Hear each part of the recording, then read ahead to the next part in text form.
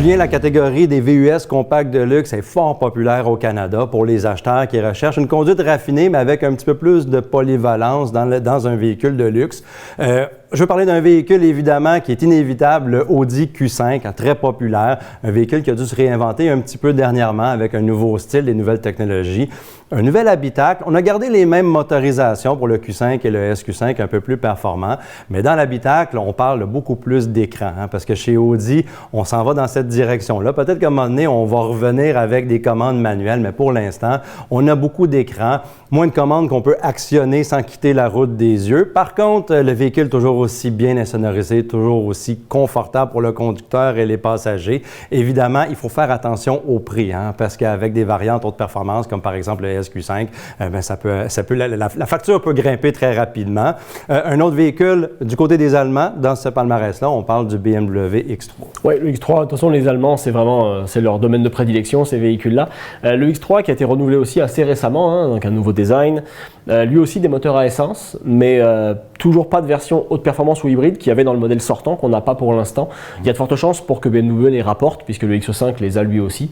Donc il devrait y avoir un X3M, peut-être même un X3 PHEV qui devrait s'en venir dans les mois ou années à venir. Souhaitons-le en tout cas, ça pourrait améliorer un peu dans la gamme l'offre disponible pour les consommateurs. Pour le reste, le X3 c'est un véhicule engageant à conduire, qui est plaisant.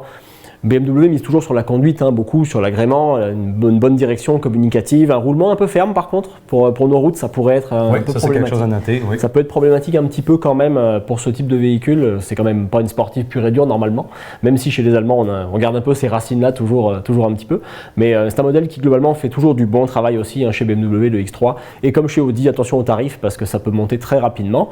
Par contre, un véhicule qui est moins cher et qui donc peut être plus intéressant pour les consommateurs, c'est le Lexus NX. Ben oui, un palmarès qui n'est pas entièrement dominé par les marques allemandes parce que le Lexus NX est présent. On se retourne vers le NX pour, oui, le pragmatisme, mais également la qualité de fabrication. Il faut noter que le NX, dans sa version à essence et hybride, sont assemblés au Canada, donc ça peut être intéressant pour les acheteurs qui recherchent un véhicule qui est assemblé ici. Évidemment, j'ai mentionné la qualité de fabrication. Ce n'est pas un véhicule qui est performant nécessairement ou pour la conduite dynamique. C'est très confortable, un habitat qui est extrêmement bien assemblé et surtout un véhicule qui va conserver sa valeur avec le temps. Donc, contrairement par exemple au Audi Q5 et au BMW X3, les coûts d'entretien vont être moindres. Donc, du côté du NX, c'est peut-être une recommandation pour l'achat si vous cherchez à faire l'acquisition du véhicule. Oui, et puis aussi un modèle PHEV qui est disponible. Donc, ça permet aussi d'avoir un véhicule qui se différencie des Allemands de ce point de vue-là.